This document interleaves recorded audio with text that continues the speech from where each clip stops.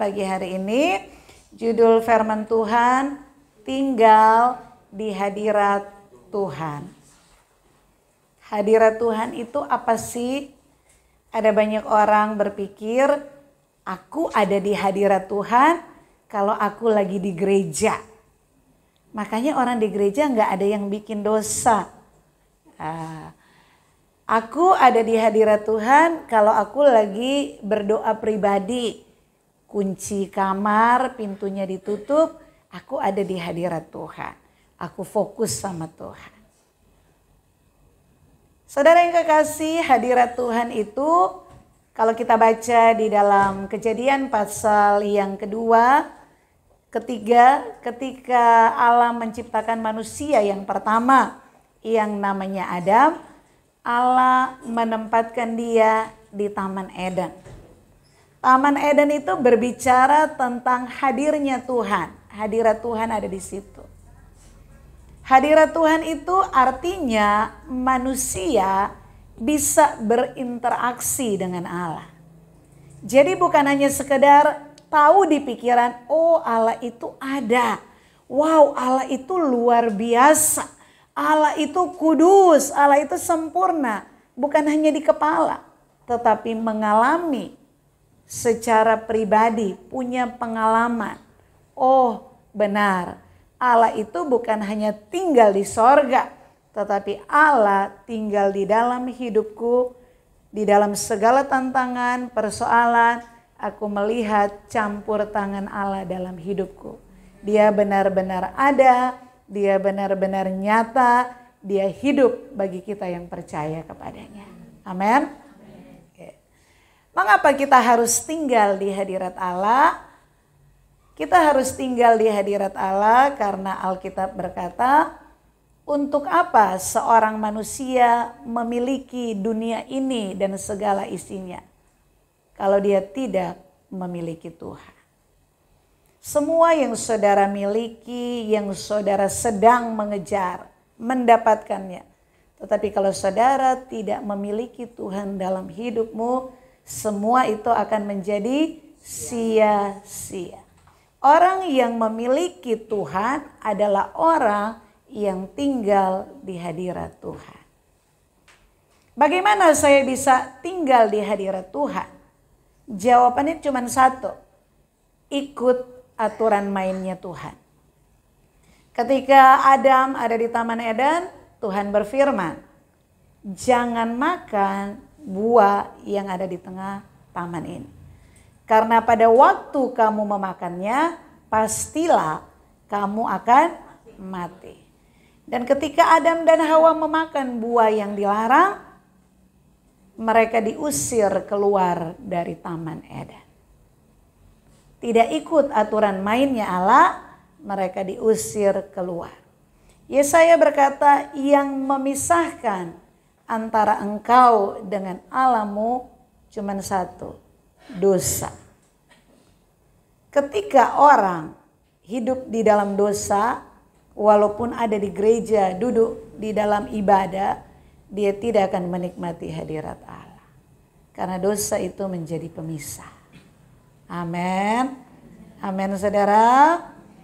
Emang apa untungnya Bu Pendeta kalau saya tinggal di hadirat Allah? Kalau saudara tinggal di hadirat Allah, saudara akan menikmati damai sejahtera yang tidak bisa diungkapkan dengan kata-kata. Damai sejahtera yang tidak dipengaruhi oleh situasi dan kondisi. Damai sejahtera yang asalnya dari sorga. Karena Tuhan tinggal di dalam hidupmu. Amin. Kalau kamu ada di hadirat Tuhan, kamu mengenal siapa penciptamu. Dan ketika seorang anak manusia mengenal siapa penciptanya, dia akan mengenal dirinya. Dia akan tahu untuk apa aku hidup hari ini. Apa seharusnya yang aku kerjakan di dalam hidupku. Dan bagaimana kesudahanku nanti setelah aku mati.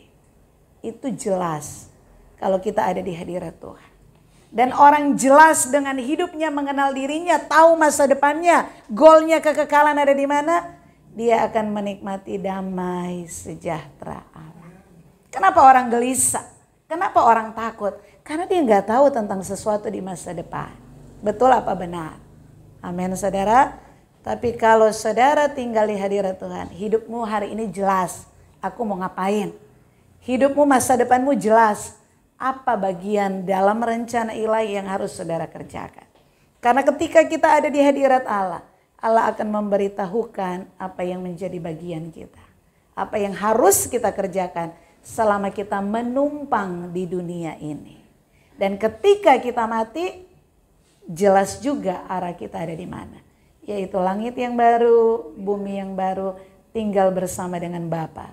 Karena kita disebut anak-anak Allah yang adalah ahli waris kerajaan sorga.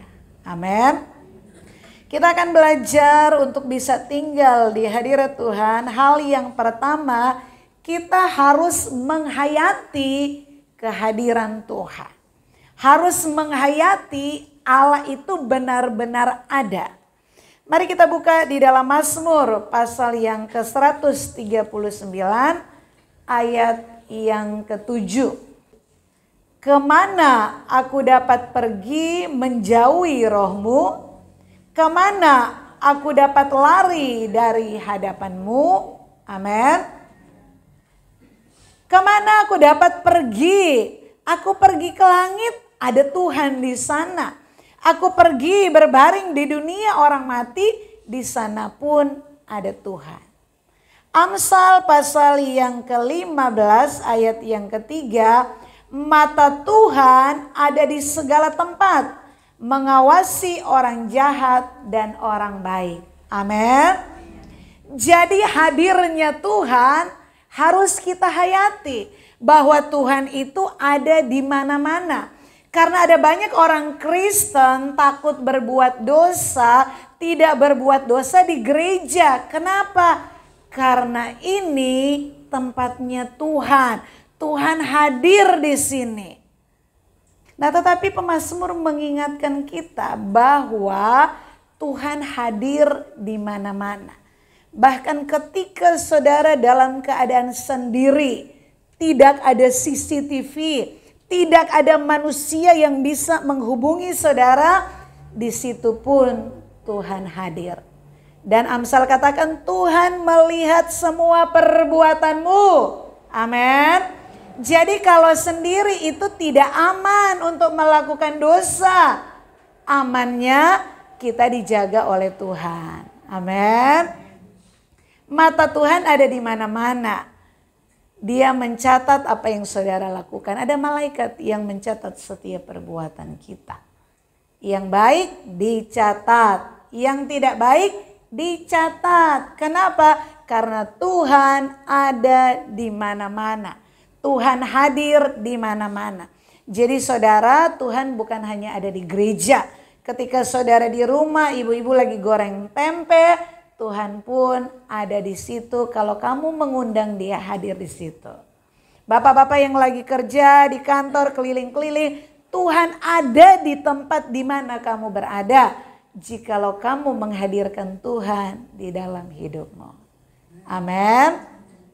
Yang pertama kita belajar, menghayati kehadiran Tuhan akan menjauhkan kita dari dosa. Kalau di tempat kerjaan ada CCTV. Wah, bosnya lihat, ayo kerja. Wah, mau berbuat yang curang, ada CCTV. Makanya kalau penjahat itu, kalau mau masuk satu rumah, mau mencuri, merampok, yang duluan dia cari CCTV-nya. Ditutup dulu, supaya apa? Supaya tidak ketangkap. Ada CCTV aja, orang bisa takut. Takut dosanya ketahuan, takut pelanggarannya ketahuan.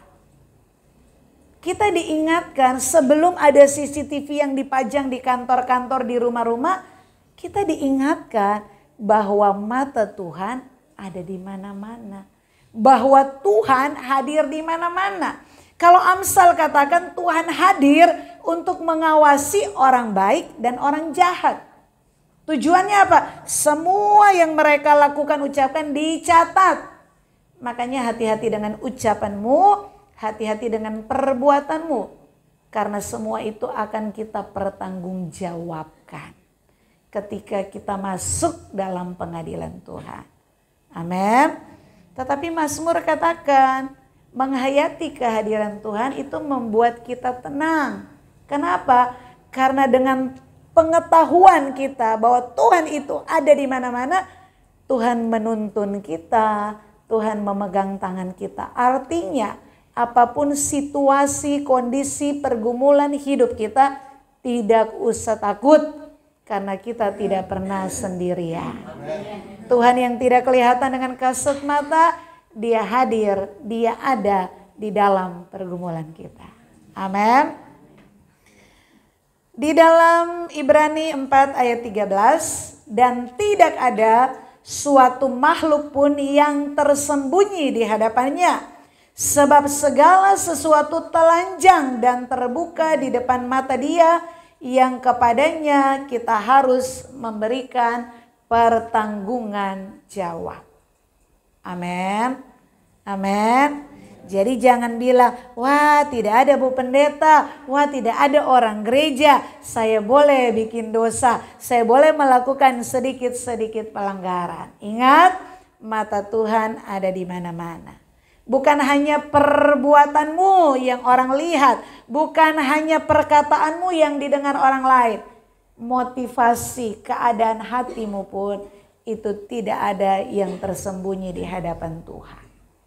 Saya melayani Tuhan di depan saudara, mimpin pujian, WL, pemain musik, pelayanan apapun yang saudara lakukan, itu banyak bisa buat orang berdecak kagum. Apalagi kalau saudara punya karunia rohani. Wow. Tetapi motivasimu di dalam melayani, motivasimu di dalam memberi, itu tidak ada yang tersembunyi. Tuhan tahu semuanya. Amin. Makanya ketika orang menghayati Tuhan itu ada di mana-mana, dia bukan jauh dari dosa, dia tidak akan berbuat dosa. Kenapa? Karena Tuhan bukan hanya mengontrol yang di luar, sampai dalam hati pun telanjang. Tidak ada yang tersembunyi di hadapan Tuhan. Dan ketika dalam kehendak bebasku, aku mengarahkan diriku melakukan sesuatu yang tidak sesuai dengan aturan mainnya Allah, artinya kita melakukan dosa. Satu waktu firman Allah katakan, apa yang kamu tabur akan kamu tuai. Setiap ucapan-ucapanmu kamu akan menuai. Setiap perbuatan-perbuatanmu kamu harus mempertanggungjawabkan di hadapan Tuhan. Amin. Mari untuk tinggal di hadirat Tuhan, kita harus menghayati Tuhan itu ada. Tuhan itu benar-benar nyata. Tuhan itu hidup dan Tuhan itu ada di mana-mana. Kadang-kadang manusia itu kan sungkan kalau ada sesama kan, apalagi kalau tanda kutip orang yang dia hormati. Aduh sungkan melakukan begini, sungkan tidak berusaha untuk tidak berbuat kesalahan. Allah itu pencipta langit dan bumi. Kehidupan kita tuh bergantung kepada Allah loh saudara. Kenapa ada banyak orang tidak sungkan terhadap hadirnya Allah? Karena nggak menghayati. Tahu tetapi tidak menghayati. Nah poin yang pertama kita mau menghayati Allah itu ada. Allah melihat hidupku hari ini. Bahkan Allah melihat apa yang ada di dalam hatiku. Dan kita berdoa lewat penghayatan itu membuat kita menjauhi dosa. Membuat kita tidak berbuat dosa. Jadi kalau orang masih tinggal di dalam dosa, dia sama sekali tidak menghayati kehadiran Allah. Dia tidak menghargai Allah dalam hidup. Dan orang seperti itu cuma satu, dibuang ke api yang kekal. Kalau hari ini ada di antara saudara yang demikian, bertobatlah. Karena ketika ada kesempatan mendengar firman, artinya Allah mengasihimu, Allah tidak mau membuang saudara ke neraka. Dengan catatan, bertobat. Wahyu 20 ayat 12. Dan aku melihat orang-orang mati, besar dan kecil berdiri di depan tahta itu. Lalu dibuka semua kitab dan dibuka juga sebuah kitab lain yaitu kitab kehidupan. Karena Tuhan ada di mana-mana, hiduplah hati-hati. Nggak ada yang bisa ngontrol dirimu selain kamu sendiri. Kenapa? Karena ketika kita diciptakan, kita punya kehendak dan kehendak kita bebas. Allah hanya kasih tahu Adam, semua pohon dalam taman ini boleh kamu makan buahnya, tetapi pohon yang di tengah taman jangan kamu makan.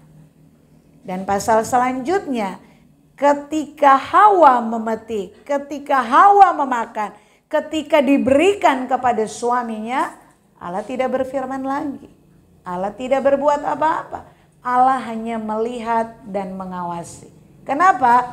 Karena sebelum peristiwa itu terjadi, sudah ada aturan main Allah yang Allah sampaikan. Dan ketika manusia melanggar aturan main Allah, Allah tidak bisa intervensi. Karena Allah menjadikan manusia dengan kehendak bebas. Dia menentukan hidupnya.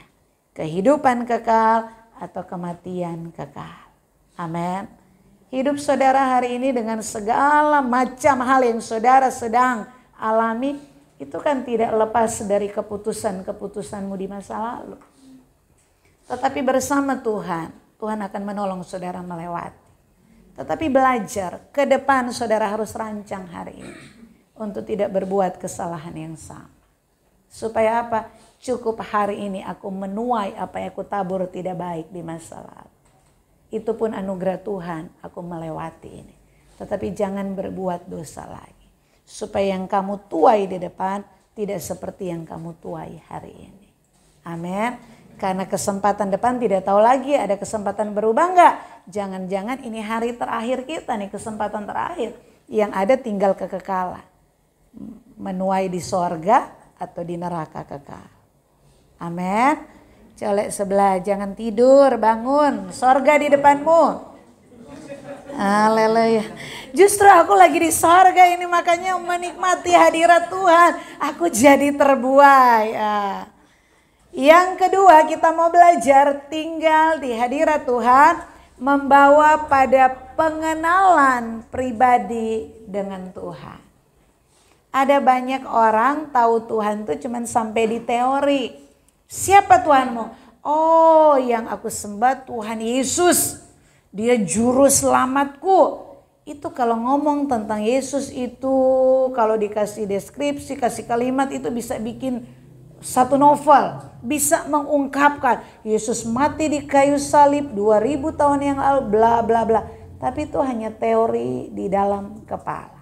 Tidak punya pengenalan secara pribadi. Makanya kenapa kita harus tinggal di hadirat Tuhan. Supaya apa yang teori itu penting. Saudara belajar firman Tuhan, dengar khotbah itu penting. Punya pemahaman tentang siapa Allah itu penting. Tetapi gak cukup sampai situ. Saudara harus punya pengalaman pribadi. Mengalami Tuhan itu bukan hanya dari kata orang. Tapi Tuhan itu benar hidup karena aku alami. Amin. Tinggal di hadirat Tuhan membuat kita bisa mengenal pribadi. Jadi bukan ceritanya, pribadinya kita kenal karena kita mengalami. Ayat selanjutnya, jika aku mendaki ke langit, engkau di sana. Jika aku menaruh tempat tidurku di dunia orang mati, di situ pun engkau. Jika aku terbang dengan sayap fajar dan membuat kediaman di ujung laut, juga di sana tanganmu akan menuntun aku dan tangan kananmu memegang aku. Amin. Ada banyak orang percaya Tuhan menolong saya. Tuhan tidak akan meninggalkan saya. Tetapi itu kan baru percaya sampai di sini. Betul apa benar? Bagaimana kita benar-benar mengalami Tuhan memegang tangan ketika kita mau jatuh? Tuhan menuntun kita ketika kita sudah nggak mampu berjalan lagi, ketika kita menemui jalan buntu. Itu harus ada pengalaman-pengalaman. Makanya Ayub pasal 42 ayat 5, Ayub berkata, hanya dari kata orang saja aku mendengar tentang engkau. Tetapi sekarang mataku sendiri memandang engkau. Ayub itu kisah yang luar biasa di dalam Alkitab. Luar biasa, satu kitab loh berbicara tentang Ayub. Dimulai dari Ayub orang yang saleh. dia takut akan Allah, dia menjauhi kejahatan. Ternyata Ayub itu belum punya pengalaman pribadi dengan Allah.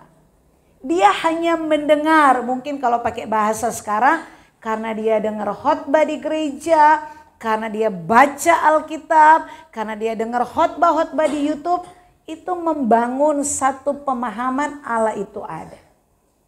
Dan pemahaman Allah itu ada cukup membuat Ayub menjadi orang yang takut akan Allah. Pemahaman tentang Allah itu ada cukup membuat Ayub menjauhi kejahatan. Pemahaman akan Allah itu ada cukup membuat Ayub tidak melakukan dosa. Amin. Tetapi di hadapan Allah itu tidak cukup. Kamu tahu tentang aku. Oke, baik, orang takut akan Tuhan.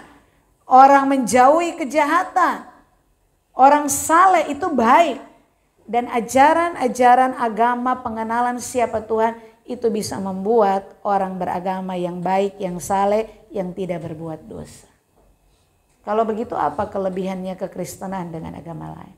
Cuman satu, kamu bisa mengalami Allah itu ada dan nyata. Kamu bisa mengenal pribadi Allah itu seperti apa. Dengan catatan ketika kamu tinggal di hadirat Tuhan. Ayub hidup zaman perjanjian lama. Masih berdasarkan hukum-hukum. Bahkan hukum Taurat belum ada. Ayub itu hidup jauh sebelum Musa. Tetapi pengenalan akan Allah di kepalanya cukup membuat dia menjadi orang beragama.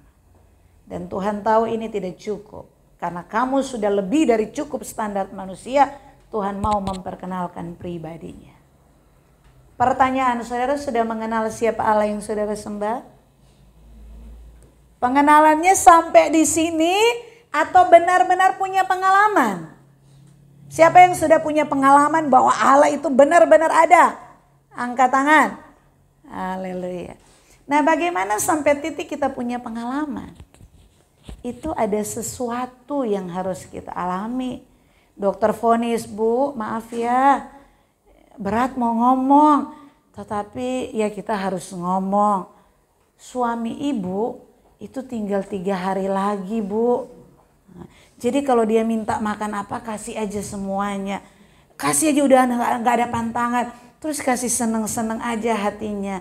Karena usianya tinggal 3 hari lagi. Ketika mendengar itu divonis, wow, langsung cari kemana. Dokter sudah angkat tangan, duit gak bisa menolong, berobat kemana-mana, tetap sama vonisnya dokter. Mau gak mau kan lari ke atas, betul gak? Berdoa sungguh, aduh Tuhan, Tuhan.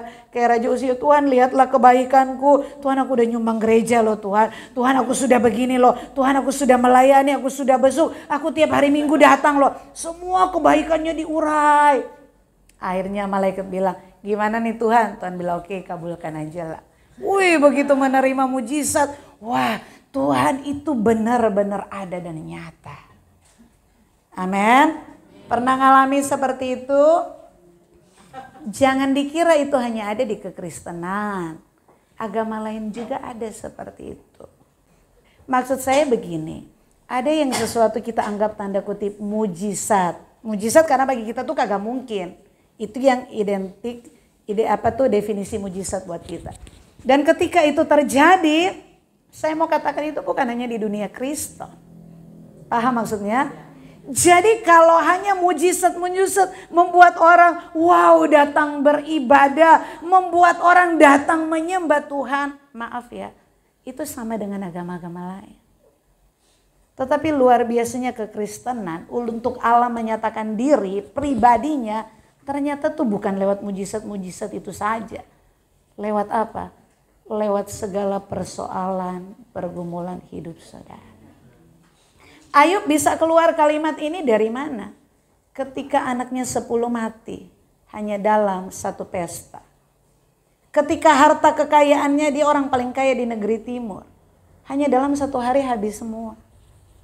Ketika istrinya mengajak dia murtad tinggalkan Tuhannya.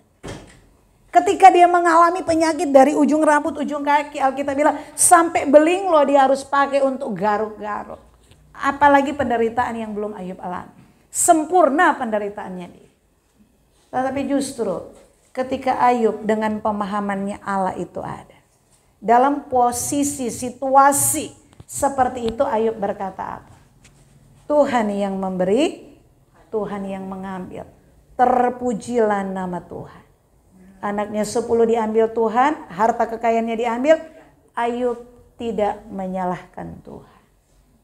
Karena dia punya pemahaman Tuhan itu ada dan semua milik Tuhan. Dan ketika istrinya ajak dia menyangkal meninggalkan Tuhannya. Ketika penyakit dia harus alami. Itu tidak membuat Ayub meninggalkan Tuhan. Karena pemahamannya Allah itu ada. Amin. Di puncaknya Ayub bilang, Tuhan aku mau berperkara denganmu. Dia nantang Tuhan. Dan ketika orang serius datang mencari Tuhan, Tuhan datang berhadapan. Tuhan menjawab pertanyaan-pertanyaan. Sampai di titik Ayub berkata, Tuhan, dulu aku mengenal kamu cuma dari kata orang. Tetapi aku mengenal siapa pribadi. Mengenal engkau. Amin. Cuma mau bawa ke satu ayat ini, perlu ada 42 pasal di depannya. Perlu ada pengalaman-pengalaman panjang. Sampai Ayub punya satu titik klimaks. Dia mengenal pribadi Allah. Bukan hanya menghayati Allah itu ada. Menghayati kan sampai sini. Tapi benar-benar punya pengalaman pribadi Allah itu hidup. Allah itu nyata. Karena aku alami di dalam hidupku. Amin. Menjadi orang beragama itu mudah. Agama lain baptis selesai. Duduk di gereja bawa Alkitab. Oh sudah Kristen. Tetapi menjadi orang yang mengalami Tuhan secara pribadi. Mengalami penyertaan Tuhan, Immanuel. Bukankah Yesus lahir itu untuk menyertai kita? Bukankah Roh Kudus dicurahkan karena Allah mau tinggal di dalam kita? Ironis kan kalau kita bilang percaya Yesus, percaya Roh Kudus, tetapi tidak pernah tinggal di hadirat Tuhan. Ketika kita tinggal di hadirat Tuhan, kita mengenal Allah itu siapa. Ketika kita tinggal di hadirat Tuhan, kita mengenal diri kita.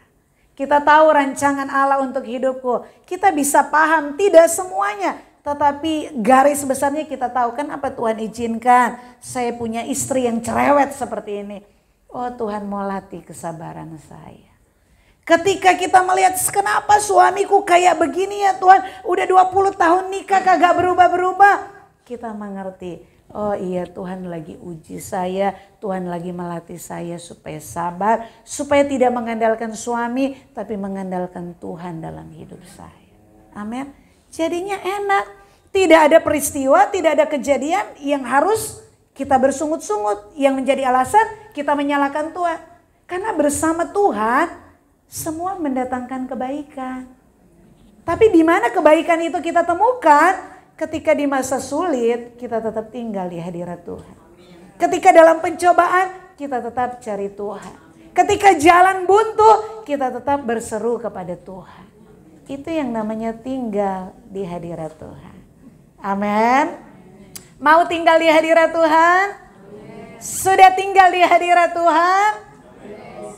Ini amin. Kalau amin itu tidak jelas, iya apa belum gitu loh.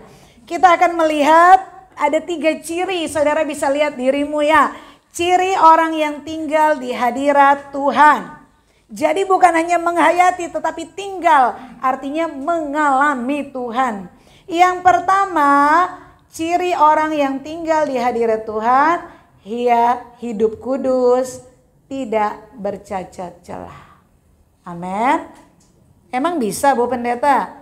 Petrus katakan, kuduslah kamu sebab aku kudus. Yesus katakan, hendaklah kamu sempurna seperti Bapamu yang di sorga adalah sempurna.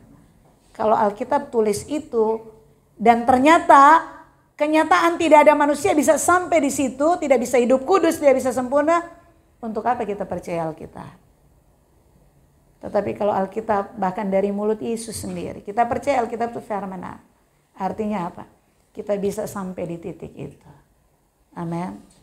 Amin. Makanya jangan bikin dosa. Karena dosa memisahkan kamu dengan Allah. Ketika tahu dosa, kalau dulu kan begini najis. Kalau dosa dalam nama Yesus, dalam nama Yesus. Sekarang ada dosa pun itu bukan jalurnya kita. Kita udah track sini, ini dosa sih. Makanya bersyukur yang anak-anak muda. Anak-anak muda tuh dari kecil, dari sekolah minggu. Kaum muda remaja hidup dalam kekudusan, kesucian. Supaya kalau sudah tua, jalannya sudah jelas. Dosa pun sudah nggak akan menggoda. Kalau kita tua-tua begini baru ngerti kebenaran, itu manusia lama, dosa udah terlalu banyak kita lakukan. Itu tiap ada dosa, dalam nama Yesus, Tuhan tolong. Kita mengekang diri, betul nggak? Tapi kalau anak muda apalagi dari kecil udah biasa ngerti kebenaran, lempeng aja jalannya dalam kebenaran. Makanya kembali semua dimulai dari rumah tangga. Kalau bapak ibu benar hidup dalam kebenaran, itu akan melahirkan generasi ilahi. Amin. Yang kedua, ciri orang yang tinggal di hadirat Tuhan, semua yang dilakukan hanya untuk kemuliaan Allah. Amin. 1 Korintus 10 ayat 31. Baik kamu makan, baik kamu minum. Jadi bukan hanya bicara pelayanan di mimbar, bukan hanya bicara kegiatan di gereja, harus lakukan semua untuk Tuhan. Ketika saudara di rumah, makan, minum, lakukan semua untuk kemuliaan Allah. Artinya tidak ada sesuatu pun yang akan kita lakukan tanpa Allah dipermuliakan di dalamnya. Kalau kita ada tinggal di hadirat Allah. Jadi saudara bisa lihat kalau ada orang hidup suka-sukanya walaupun sudah pelayanan, masih hidup suka-sukanya sendiri apalagi di dalam dosa, sudah nyata tidak mungkin dia ada di hadirat Tuhan. Amin. Ada di hadirat Tuhan itu, kalau saudara lihat cerita Musa, ketika dia lagi mengembalakan domba, tiba-tiba semak itu terbakar. Itu lambang hadirnya Tuhan. Dia mau mendekat, Tuhan bilang jangan. Ketika bangsa Israel, Tuhan bilang aku akan datang, Tuhan akan hadir. Saudara tahu mereka harus menguduskan diri. Dan itu pun ada tali. Ketika manusia, binatang pun lewati tali itu, mati. Zaman rasul-rasul itu hadirat Tuhan tuh luar biasa. Ananias dan Safira tanda kutip kalau zaman saya cuma bohong duitnya tanahnya dia jual, bohong. Ya orang bilang bohong-bohong kecil lah ya itu ya. Tapi semua bohong kan dosa. Itu langsung mati terkapar loh saudara. Kenapa zaman sekarang ada orang sudah buat dosa, bolak-balik bikin dosa, udah dipenjara lah, udah benar-benar nyata. Kenapa nggak mati-mati? Antara dua. Tuhan kasih dia kesempatan atau Tuhan udah nggak mau berurusan lagi dengan dia. Amin. Amin.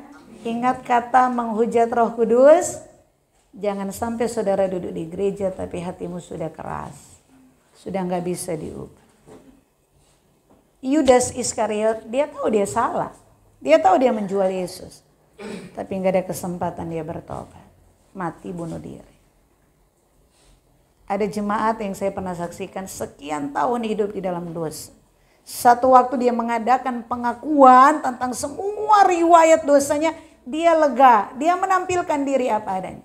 Tetapi ketika dia dirawat di rumah sakit, dia menjatuhkan diri dari lantai 3 apa lantai 5. Jangan dikira bertobat itu semudah membalik telapak tangan. Amin. Makanya hari ini kalau sudah tahu salah, ayo berubah, bertobat. Amin. Karena ini menyangkut kekekalan kita, saudara. Dan kekekalan itu enggak simsalabim. Kekekalan itu akumulasi hidupmu setiap hari. Amsal katakan mata Tuhan ada di mana-mana. Mengawasi orang baik, mengawasi orang jahat. Ibrani katakan tidak ada yang tersembunyi, semuanya telanjang di hadapan Tuhan. Karena kita akan mempertanggungjawabkan semuanya. Amin. Colek kanan, bertobat. Colek kiri, berubah. Colek lagi, hari ini ya, jangan tunggu besok. Yang ketiga, ciri orang yang tinggal di hadirat Tuhan, dia akan menghadirkan Tuhan melalui hidupnya. Amin. Jadi orang Kristen tiap minggu datang ke gereja, aduh itu mudah. Agama lain itu 1 hari 5 kali. Ya, Pagi sore udah dandan apa dia belum boleh makan sebelum dia kasih saja. Saudara cuma 1 minggu 1 kali. Sudah merasa bangga. Saya tidak terlambat Bu Pendeta. Bangga sekali. Baca Alkitab itu bukan hal yang sulit. Kalau saudara lihat Muslim itu dari kecil diajari itu dia harus baca 1 kitab tuh semua. Bahkan hafal loh di luar kepala, hebat gak tuh saudara? Kekristenan itu bukan bicara datang ke gereja hari Minggu. Bukan hanya sekedar bicara baca Alkitab berdoa. Sulitnya jadi orang Kristen tuh satu ini. Bagaimana menghadirkan Tuhan yang kamu bilang juru selamat. Yang kamu bilang itu Tuhan yang benar. Lewat hidup kita. Ini yang paling berat jadi orang Kristen. Amin. Melayani Tuhan tuh gampang. Apalagi punya talenta. Memberi tuh gampang apalagi punya duit. Tetapi menghadirkan Tuhan di dalam hidup kita. Melalui hidup kita. Ini bukan hal sederhana. Makanya kekristenan itu kan bukan sekedar agama. Tetapi jalan hidup. Bagaimana kita serupa dengan Kristus. Bagaimana kehadiran kita menghadirkan Kristus lewat hidup kita. Itu kekristenan yang sejati. Yesus berkata, kamu adalah garam dunia, kamu adalah terang dunia. Paulus katakan, kamu adalah surat Kristus yang terbuka. Surat Kristus itu kalau pakai bahasa bebas kita nih fotokopinya Tuhan. Kalau fotokopi zaman dulu kan sudah hitam-hitam mesrek lagi ke atas ke bawah. Begitu kita ambil, aslinya belum dapat. Ketahuan banget nih asli, nih fotokopi. Zaman sekarang kalau saudara scan, nggak bisa bedain mana asli mana palsu. Artinya apa? Kalau Tuhan hadir dalam hidup kita, kita ada di hadirat Tuhan. Orang bisa melihat jelas siapa Tuhan kita. Nggak samar-samar, nggak kabur-kabur lagi. Amin. Itu kenapa alasan kita harus ada di hadirat Tuhan. Supaya kita dijaga kesucian hidup kita. Dijaga fokus hidup kita. Dijaga arah hidup kita. Dijaga langkah kita. Dijaga perbuatan kita. Dan kita bukan sekedar hidup. Kita tahu apa yang harus kita kerjakan. Karena bukan sekedar bertambah hari, bertambah usia. Tetapi ada bagianku yang aku harus selesaikan.